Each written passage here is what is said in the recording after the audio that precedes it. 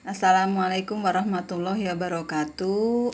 Ini adalah tugas dari Pak Dr. Sopan Adrianto terkait dengan penulisan buku.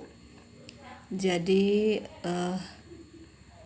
ini lembaran jawabannya. Saya atas nama Rokia, nomor absennya nomor 24. Judul bukunya yaitu Budaya Literasi di Era Kenormalan Baru. Ada kata pengantar ya, jadi pada poin ini yang membuat informasi yang berkaitan dengan tujuan ditulisnya buku ini dan memuat harapan penulis tentang budaya literasi di era kenormalan baru ini dapat bermanfaat bagi pembacanya. Di sini ada bab 1. Bab 1 ini memuat pendahuluan. Ini berisi informasi tentang semua cakupan pembahasan sub-sub bab yang termuat dalam buku ini dan mendeskripsikannya semua isinya sehingga pembaca dapat gambaran tentang isi dari buku ini. Kemudian di sini bab 2. Bab 2 yaitu konsep budaya dan literasi. Pada bab ini penulis membahas tentang konsep atau filosofi budaya dan keterkaitannya dengan literasi. Di sini subbabnya yaitu A. Pengertian budaya.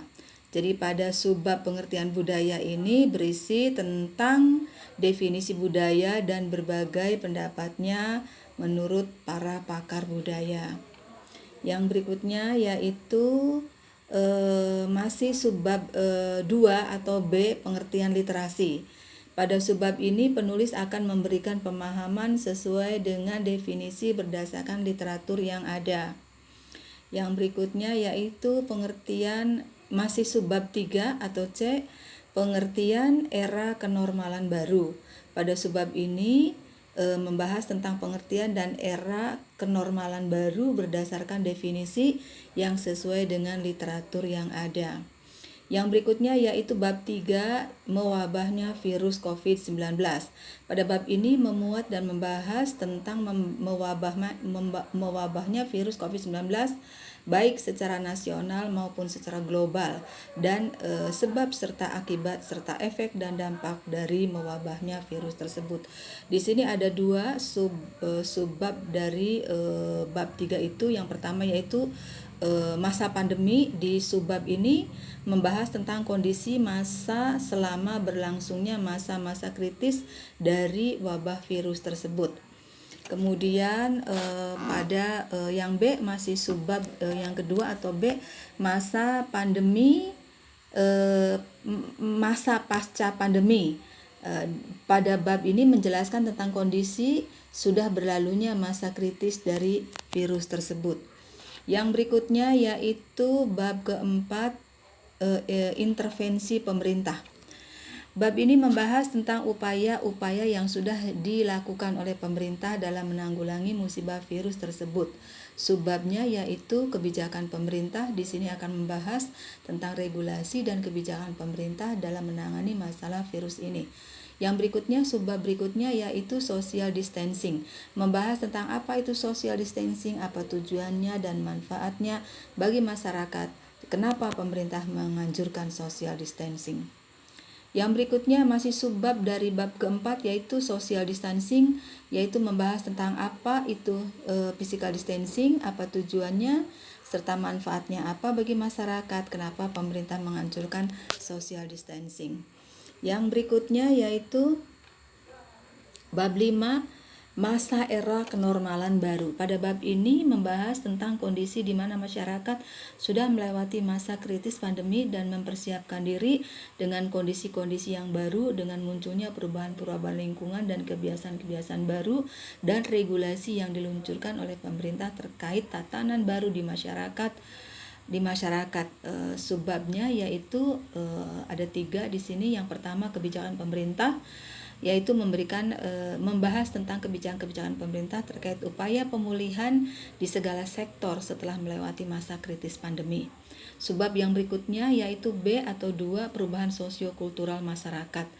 Di subbab ini membahas tentang perubahan pola budaya dan pola pikir masyarakat setelah mewabahnya virus tersebut. Yang berikutnya subbab C yaitu perubahan perilaku masyarakat. Pada subbab ini membahas tentang perilaku masyarakat yang terbentuk akibat wabah virus tersebut. Bab 6 yaitu pentingnya budaya literasi di era kenormalan baru. Ada poin khusus yang khas membahas tentang betapa pentingnya membudayakan literasi serta setelah berlalunya masa kritis wabah virus tersebut. Walaupun budaya literasi juga baik dilakukan pada saat era kenormalan pada baru. Maksudnya pentingnya budaya literasi itu tidak saja pada masa era kenormalan baru. Tapi di sini ada pembahasan khusus yang terkait dengan budaya literasi khusus di era kenormalan baru. Subbabnya yaitu membangun budaya kerja literasi, membahas tentang membangun spirit dan memahami tentang literasi, dan menanamkan nilai-nilai intelektualitas serta meningkatkan kemampuan agar mempunyai daya saing melalui literasi. Yang berikutnya, subbab berikutnya yaitu memasyarakatkan literasi. Di sini menjelaskan tentang memasyarakatkan literasi, maksudnya adalah bagaimana agar masyarakat familiar dengan literasi dan menjadi suatu gerakan bersama yang pada akhirnya literasi itu sendiri menjadi suatu kebiasaan atau suatu habit baru. Yang berikutnya, subbab berikutnya yaitu literasi sebagai indikator kemajuan suatu bangsa. Di sini membahas tentang pembangunan secara makro dan indikator keberhasilannya. Kemudian pembahasan mengerucut pada pembangunan SDM-nya. Yang berikutnya bab ke-7 yaitu hal-hal yang mempengaruhi budaya literasi di era kenormalan baru. Pada bab ini berisi tentang pembahasan mengenai hal apa saja yang berpengaruh terhadap proses dan implementasi dari budaya literasi. Subbabnya yaitu ada faktor kultural, membahas tentang faktor-faktor budaya yang berpengaruh terhadap proses melakukan budaya literasi. Yang berikutnya, subbagian berikutnya yaitu faktor lingkungan, membahas tentang faktor lingkungan yang berpengaruh terhadap proses melakukan budaya literasi. Yang berikutnya C yaitu faktor ekonomi, membahas tentang faktor ekonomi yang berpengaruh terhadap proses melakukan literasi. Yang berikutnya di sini bab 8 adalah hal-hal yang mendorong budaya literasi di era kenormalan baru. Pada bab ini membahas tentang kondisi yang mendorong untuk menyesuaikan diri dan adaptasi dengan kondisi yang baru, yang menuntut untuk tetap produktif dan survive di kondisi yang baru. Subbabnya yaitu era keterbukaan, ya di sini terkait dengan perkembangan teknologi informasi, kemudian dikaitkan dengan kebiasaan-kebiasaan milenial, yaitu menggunakan media sosial yang terkait dengan keseharian mereka, sehingga mereka bisa belajar dari kemajuan teknologi tersebut. Berdasarkan kemajuan teknologi tersebut memicu mereka untuk terus belajar karena distimulus oleh informasi-informasi yang ada di media sosial. Yang berikutnya yaitu tentang yang C ya. Di sini adalah faktor pendorong ya tentang budaya literasi karena sistem pendidikan formal yang sudah maju.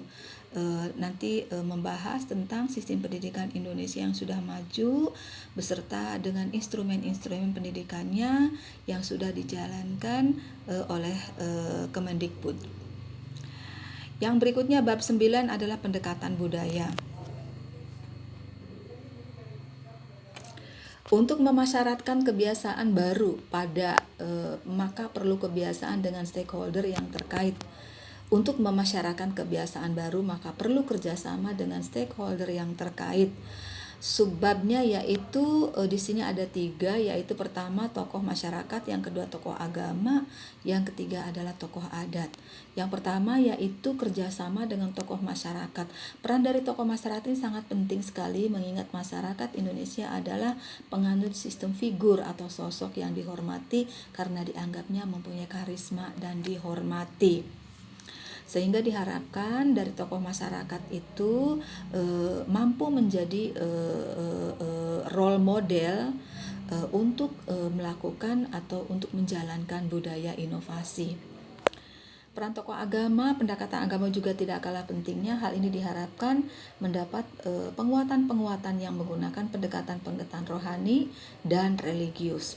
Kemudian di sini juga ada peran tokoh adat. Peran tokoh secara budaya melalui tokoh adat juga diperlukan kerjasamanya dengan tokoh adat ini, berarti upaya untuk mendapat perhatian dari lingkungan di mana masyarakat tinggal terkait dengan pelaksanaan budaya literasi di era kebaruan itu. Bab 10 yaitu era kenormalan baru. Pada bab ini membahas tentang kondisi real saat ini atau kenormalan baru yang bisa juga sebagai tantangan atau ancaman, mungkin juga sebagai peluang maupun hambatan yang akan dihadapi.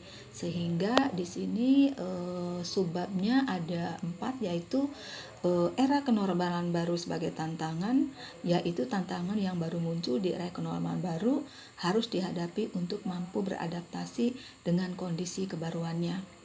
Hambatan, hal ini juga harus dihadapi di era komunikasi baru dengan hal-hal yang sesuai dengan kemampuannya, dipersiapkan wawasannya, dipersiapkan pendidikannya, dan seterusnya.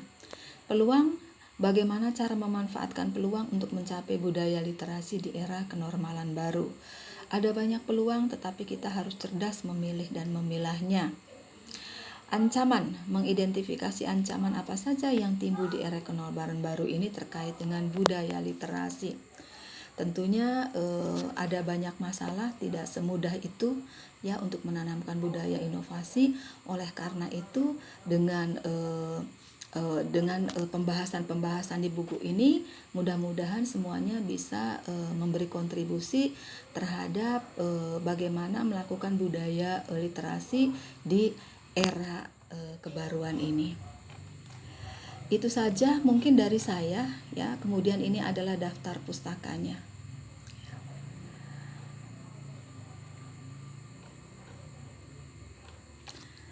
Baik, terima kasih. Semoga semuanya bisa bermanfaat. Assalamualaikum warahmatullahi wabarakatuh.